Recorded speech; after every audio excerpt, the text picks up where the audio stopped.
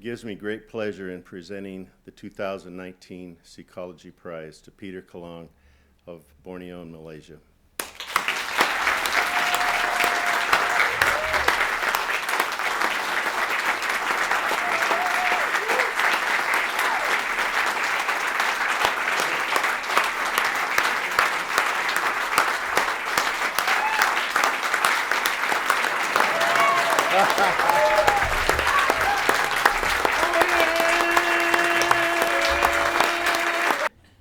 Ladies and gentlemen, a very good evening, and thank you very much for coming here. And I'd like to especially thank Seacology for this, shall I say, a big surprise for me, and especially the board members, the staff who are present here tonight.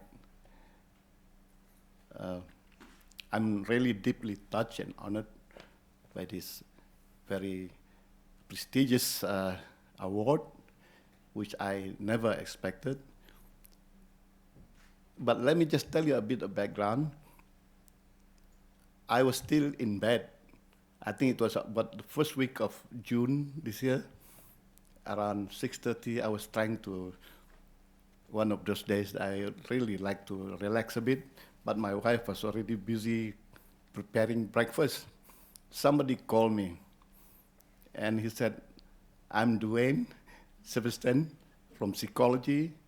I'd like to congratulate you," or something like that, I don't remember. And I said, "Oh yeah?"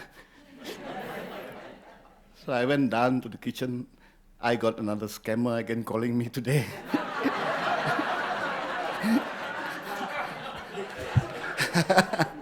I received a lot of these calls before. So anyway, like what he promised about a week later or less than that, I received an email.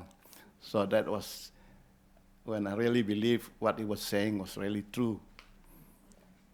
Anyway, the success of stopping the Baram Dam and therefore all mega dams in Sarawak is not done by one person alone.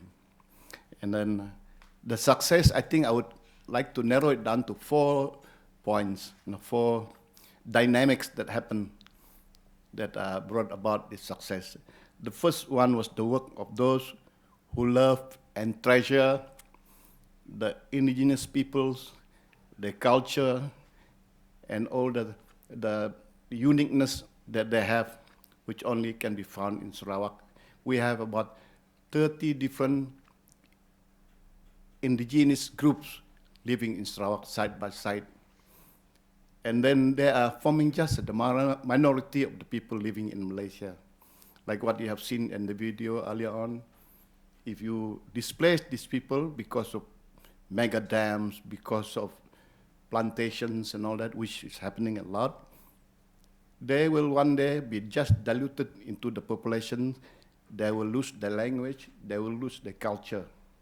That is a very, very tragic thing that can happen, because the culture and language and all these people is contributing to the beauty of this planet Earth. And of course, this success was also brought about because of people who love the environment, who love the rivers, who love the land, the flora and fauna. You've heard Mary mentioning it earlier on. Sarawak alone, the biodiversity that we have is equal or more than the whole of Europe. So this is what you're going to lose. The loss is not only for the people who are in Sarawak, for the whole world, if the land and the forest is inundated by mega dams. So those are the people who fought against the dam because they love environment. So these people spend their time, spend their energy, and contribute the skills and resources which made it possible to succeed. Second group of people, when Save Rivers, the organization that I am the chairman of, was started, it was started by a coalition of 8 non-governmental organizations, NGOs.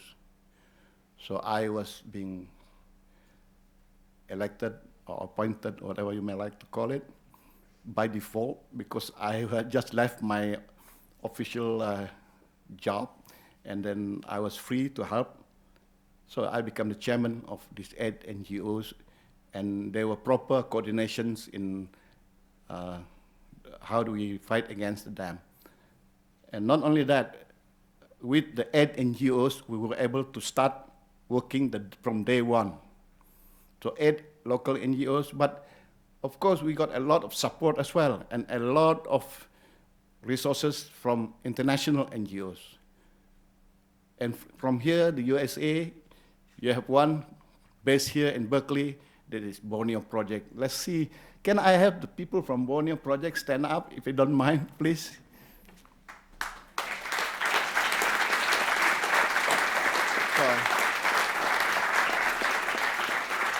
These were the people who were supporting us while we were still in the nursery. Yeah, these were the people who gave us courage. And another big supporter was the Bruno Monster Fund from Switzerland. You heard me mentioning in the video earlier on how Bruno Menser, he was fighting against logging in Sarawak and Borneo in general in the 1980s, and he disappeared. We have a very strong suspicion that he did not die natural death. So these are the people, just to name a few, but of course we here in Berkeley as well, we have International Rivers. They were a great support for us. That is the second point that made it possible to succeed in fighting against the dams.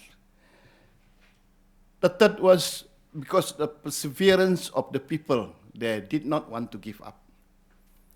They knew what they were going to lose if the dams were going to be built. So they were there all the way from day one until the Chief Minister announced, like what you have seen in the video, that there will be no dams, no Baram Dam. As long as I'm Chief Minister, there will be no mega dams. There's no need for it. That's what he said. So, but even after he announced that, our blockades were still there.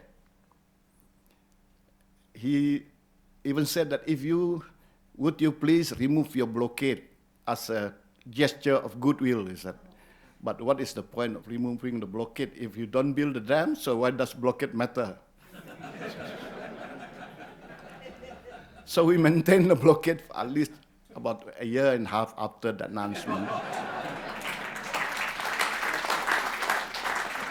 To the point that the villagers next to the blockade were getting worried because they thought that we are going to build a village there. So, and beside that, there were a lot of advocacy work going on. We did lawsuit against the government, lawsuit against the Chief Minister and the Forest Department, and then we also made a lot of police report. There was a minister who announced that there are only 3 persons who don't like the dam. Two are living in Longikang, that's my village, my wife and I. One in Long Laput, that's my friend Philip Zhao. And then what we did was we sued him for lying. And there were a lot of public forums, there were a lot of trainings going on.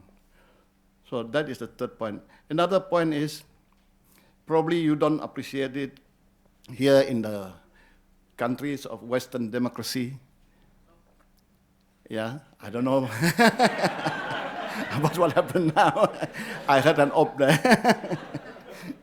But in our country, I would like to call it a monocratic country. Because they're not used to people from the grassroots or from the ground level complaining about them. So, but we had a Chief Minister at that time, Adana Naji Satem, whom you saw there. He was the first Chief Minister that ever, actually accept our request for a meeting.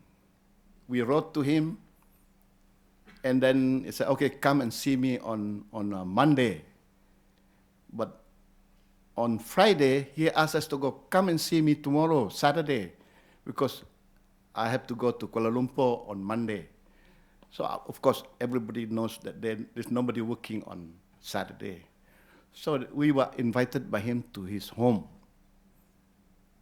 And when we went there, we were all dressed up. I don't know your chief minister here, but our chief minister in Sarawak, although he's just the head of Sarawak, a small state, one of the 13 states of Malaysia, but he is regarded just like your president here. He's I don't know what, just like a king. When he goes, there's a motorcade and all that sort of thing, a lot of protocols. But when we went there, we were all dressed up. When we reached his home, we were parking our car, and then out came his personal secretary. He said, "Hey, take off your jacket, take off your ties." Hey, what happened here? I was wondering. So we took our ties, put our jackets inside, and then we walked in, and there was the man sitting in his sitting room with a T-shirt, a round neck T-shirt. Very simple guy, and then he asked, "Okay, talk to me." And then another person that I really have to salute as well, also from here, Berkeley, Professor Daniel Cameron. He was with us because earlier on we asked him to do a study on the installed power in Sarawak and also the organic growth and the proposed industrial growth, industrial demand.